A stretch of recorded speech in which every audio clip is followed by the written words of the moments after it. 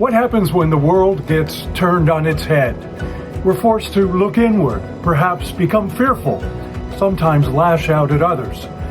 While there are others in the world who don't give up hope because they believe in people. Join me, Kevin Tibbles, and Amy Goldberg for our new podcast, Believe in People, where we meet those who don't give up hope.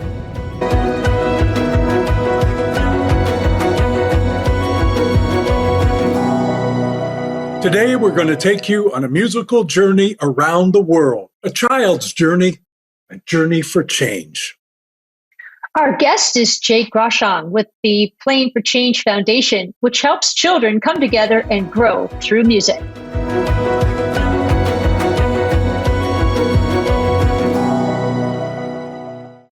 Jake, welcome to Believe in People.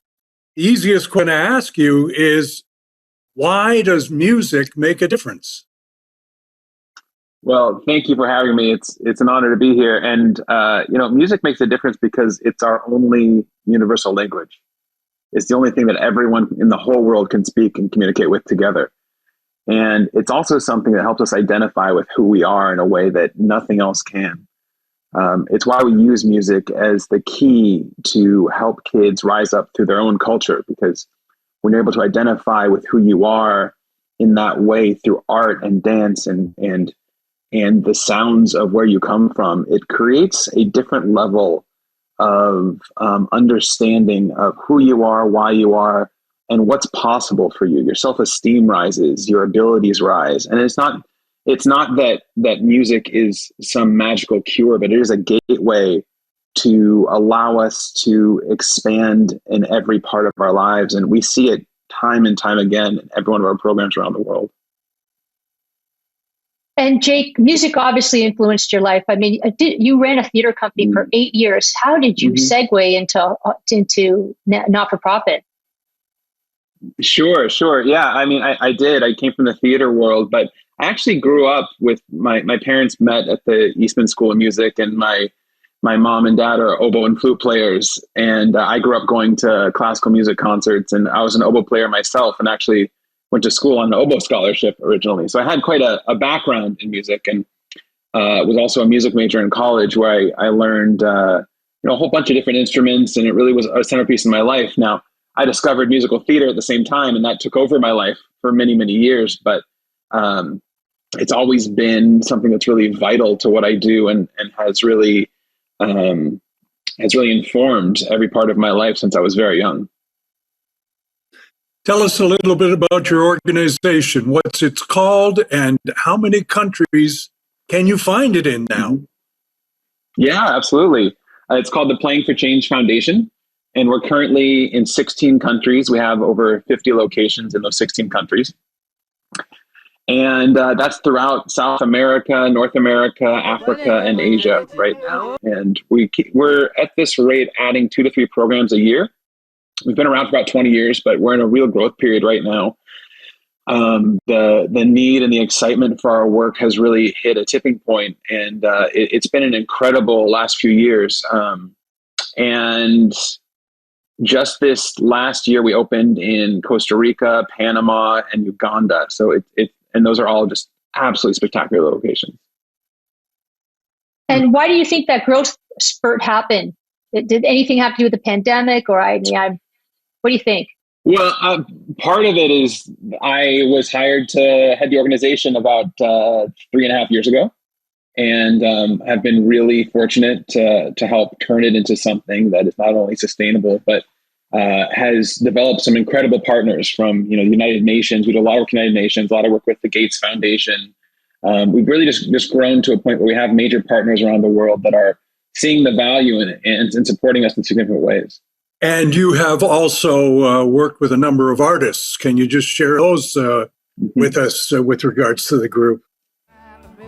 Yeah, there's actually hundreds of artists that we work, hundreds of major artists that we work with. I'm very fortunate. And there's another side of our organization that creates these viral videos in which we have major artists appearing alongside street musicians around the world. And those have about 2 billion views at this point. And that's really where our organization started from. But we've partnered with artists from Bono and Pharrell and Peter Gabriel and Andy Lennox and Ringo Starr, down to, you know, street musicians you've never heard of in countries that you've never been to. And we put them together on songs or on projects, and it's incredible how much everyone just wants to be seen as a musician. No matter how famous they are, what really matters is being able to play and be seen for their art. Wow. And Jake, wow, that's impressive. And how does that work? So do you physically build and go in and help to build a facility so it's, and then it's self-sufficient? And how does that roll out? So each program we have is built from the ground up. You know, each one is completely individual and designed for the community that it's in. So, for example, we just built a new program in Uganda. It's in the Bidi Bidi refugee camp, and it's for South Sudanese refugees in northern Uganda. And there's about 300,000 refugees there, and 80% of the camp is under 18. So it's an extremely young population. And what we do is, in that case, we find a local nonprofit who's operating and doing some programs on the ground. And we worked with them to develop a program, identify a location for the program, and then eventually help create a massive facility there that starts construction this month. And that's going to serve, you know, hundreds and eventually thousands and thousands of South Sudanese refugees. And we've already seen the input of that program. I was actually just there a couple of weeks ago, and the talent level and the commitment of those kids, you've seen them go from being quite lethargic and having nothing to do to being incredibly committed to music as their future, as the gateway to their education, to what they want to be as they grow up. They wrote us songs while we were there about that, you know, some of them want to be doctors, some of them want to be teachers, whatever they are, but that they're using music as the pathway to get there. You know, another example is in Mali, where we've been for 15 years now or so. That's one of our first programs. And when we started there, the community, when you turn 15 in Mali, you have to take a test, right? And it tells you if you can actually go on to the next level of education. And where we are in outside of Bamako, we have a school that community was passing that test about 6% when we started.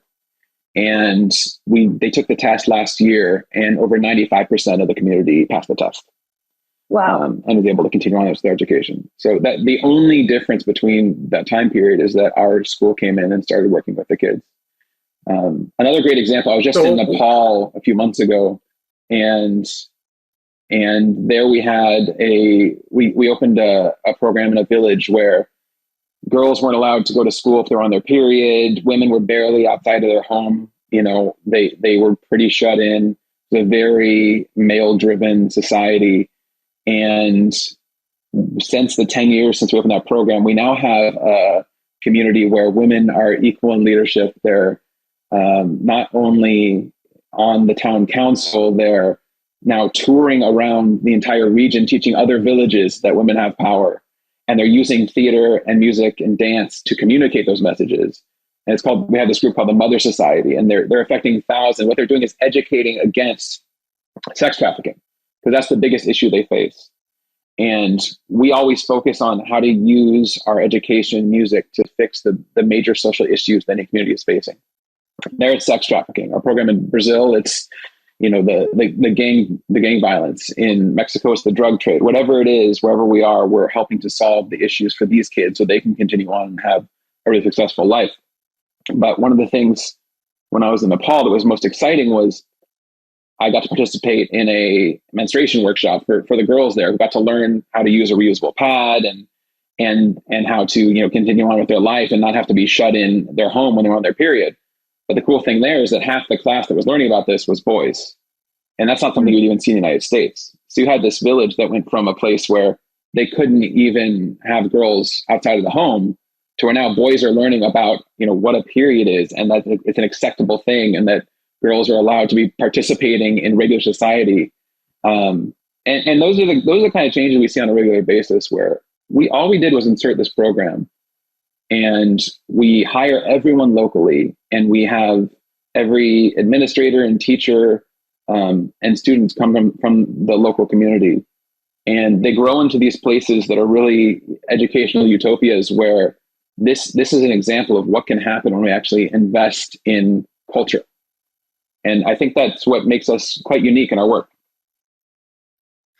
So it's not just about music per se, but what you're saying to us is that the music allows you to grow culturally, which I'm assuming allows you to grow in terms of your own self-confidence and your own stature.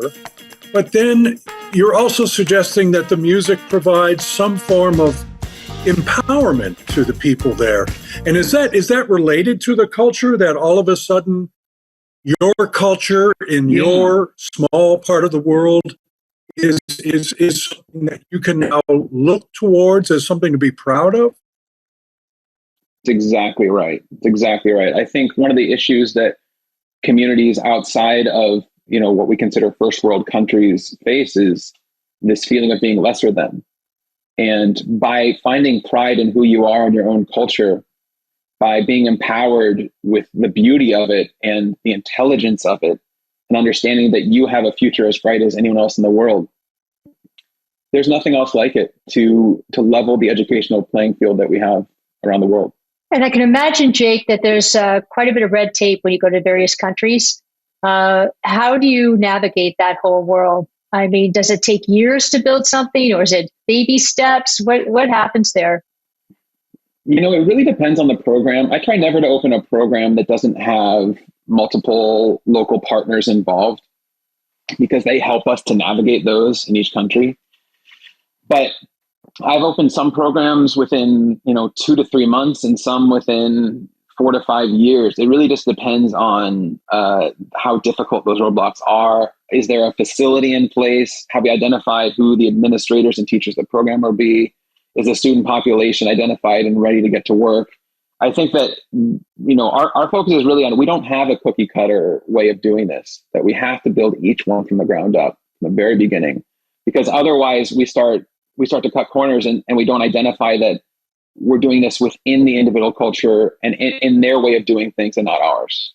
And that's always our focus. We're never trying to institute an American ideology on any of these places. It's that we're using their ideology to define their program and how it's going to work.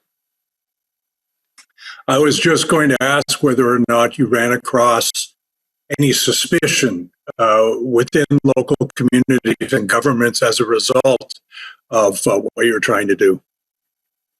Yeah, constantly, actually, especially when we get started. And that's where having the local people and partners identified are invaluable, because there's no way we could come into these places and try to open a school without having the trust of local leaders and communities. So we have certainly run into some situations that are extremely difficult around, governments and militias and different individuals trying to sabotage our work. And, there's issues around security and all the issues that the communities are facing that we have to deal with as well. But the reality is, when you have people within the community helping you problem solve them, and you trust those people, you can overcome any hurdle. And Jake, they trust you? Well, I think that trust takes time to build, but fortunately we have a track record now of success that allows us to come in and at least say, look, we've done this before. Here's the proof of it. Here's a dozen videos showing you our work. Here's, other administrators in other countries that you can talk to about the success we've had together. And then over time, we build that trust to where we're not concerned about them operating correctly. We just want to support them in their work. Right, actually. So I was going to ask you, from a sustainability standpoint, like, how does the funding model work? So Jake, you receive X number of dollars from donations, probably private donations. And how does that look? Then where does the funds, where do they go? So each program has a different, cost model behind it, because different countries and in some places we have, free facilities we can use. In others, we've had to build facilities. So it really varies, but generally we develop our annual budget each year for each program individually. We work with them to identify the needs and the expansion that they're going to have within the year. And then we throw as many fundraisers as we can. We do as many appeals as we can, work with major artists. We have a shirt coming out next month that Shepard Fairey designed in his Obey line that's benefiting us. We try to find really creative ways to raise funds and not necessarily operate like any nonprofit, but to find our own way of doing things that fit within our model of using music as the key to every part of what we do. I am noticing that there is at least in the shot that I can see, there's a guitar right next to you on the table. You've already told us that you're a bit of a musician when it comes to the oboe, and that you grew up with music. Yeah. I'd be interested in knowing, what do you get from music? What do you get out of it? How does it make you feel? I would say that when I'm having a tough day, which, in this work can happen quite regularly, there's a lot of frustrations and roadblocks you run into. Music is the thing that centers me the most. It's the thing that allows me to understand that, and part of it is sort of looking at it from a grand scale, which I like to do, is that, we're this floating rock among trillions of stars, and like, let's get some context perspective here. We have a chance to actually help people. And when I get to listen to music and play music, it helps me to relate back to that all of the issues that I'm facing are solvable. And I think that's what we try to instill in our program, is that, if you start to use music as the key, all the issues we're facing, we can find solutions to. We can find a future. And Jake, how do you get your instruments? Like, what is it? Are they donated? What do you find people tend to play more of or not? I mean, how do you sort of start the musical journey piece of it? Yeah, so we let the program guide us in terms of what they want instrument wise, what they want to teach. We always start with local instruments. So in Nepal, we teach the harmonium. In Brazil, we're teaching traditional drums. In Ghana, we teach the talking drum. That's where we start, is with the traditional instruments and what they learn. But they always generally ask for two things, which is they want to learn piano and they want to learn guitar. We do have partnerships with certain brand makers that give us those. We partner with Gibson, we partner with Roland, Behringer, Audio Technica. We do get a lot of equipment, but we have to purchase about half of it overall each year, which we obviously do through donations. But it does vary per program. We don't have a set instrument that we give them. The one thing we do for every program is provide them with a recording studio. And that's really important. We make sure every studio has proper recording equipment, and they have proper video equipment as well, so they can film and create videos out of their songs. But we also then connect all of our programs to each other around the world, so kids can write songs together. You might start, a drum track in Rwanda, and then you'll add vocals in Thailand, and then Bangladesh will pick up a bass line. And we're actually creating songs all around the world where these kids can understand that while they may have never left their 5-block radius of their community, there's a huge world out there that they're a part of. So it is kind of like We Are the World, except it really is We Are the World. Exactly. It is. Yeah, that's a great inspiration. If you are a person living in poverty where you may have a difficult time, either your mother and father may not be working, you may not have active education, how can it you up? So I think that's where we get the most inspiration, right? Where, and when we visit these communities, we see a lot, like, we have so much more to learn from these areas of the world than they could ever learn from us. We're just giving them resources. The only thing that changes is that we're giving them the technology or tools that they're lacking, right? But there's no reason that these kids shouldn't have the same access to everything that we have. The way that music lifts them up is they speak the same language. There's no difference between us when it comes to those sorts of things. We all understand what music is. We can hear a song that we don't know or we do know. It doesn't matter, but we can listen to that song and understand it, understand what it's saying, even if we don't know the language. I mean, that's what's so incredible about music, is we all speak this, and it's the thing that connects everyone. And there's no community we go into where we say we want to help people write through music where they have questions, because in the areas of the world that we work in, music is a part of life. It's a part of their heritage. They earned that. And we just help make sure the next generation has the tools to continue on those traditions. And I guess too, Jake, from that next generation standpoint, do you find people contributing back? So they take the programs, and I imagine, the length of time they take, it could be anywhere from what, a year or more. You'll share that with us. But yeah, what does that look like? So the kids who participate, the success rate they have in school and going on to careers is about 3 times as high as those who don't participate generally in their communities. So you're seeing a massive increase in success just by engaging in their cultural heritage. And I think we've seen what happens with every single program is the entire community starts to own it and take it as theirs.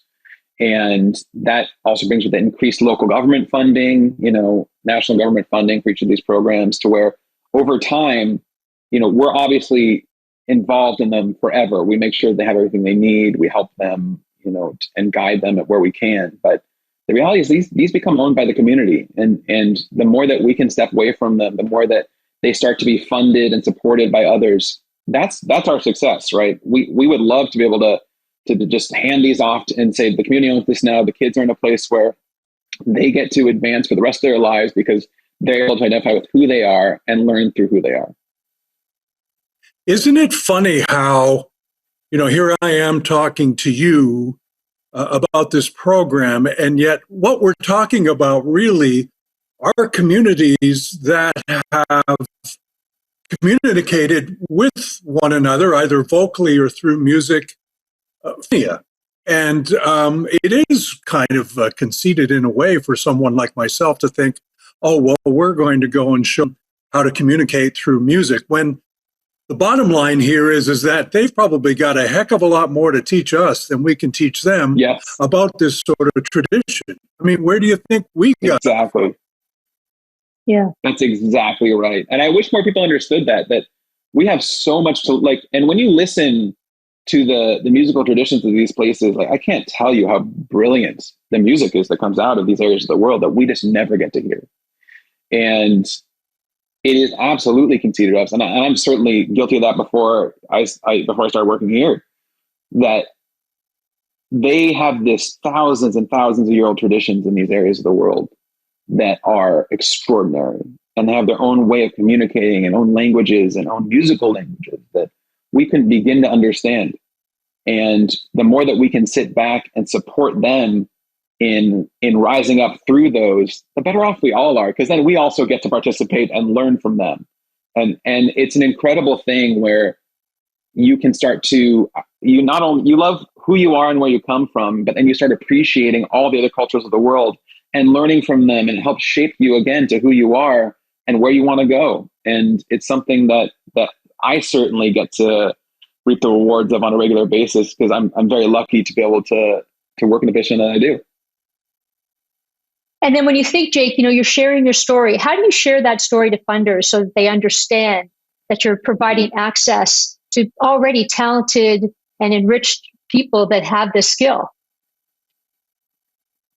So the thing is, the problem that's happened in each of the communities we work in is that these skills are starting to get lost. And part of that's just, most of it is because of poverty, right? Because of the lack of tools and resources, where they need to focus on, food and water and survival a lot more than they do on, the next drum they're going to have. And unfortunately, they're correlated, right? Where actually having that drum leads to everything else as well.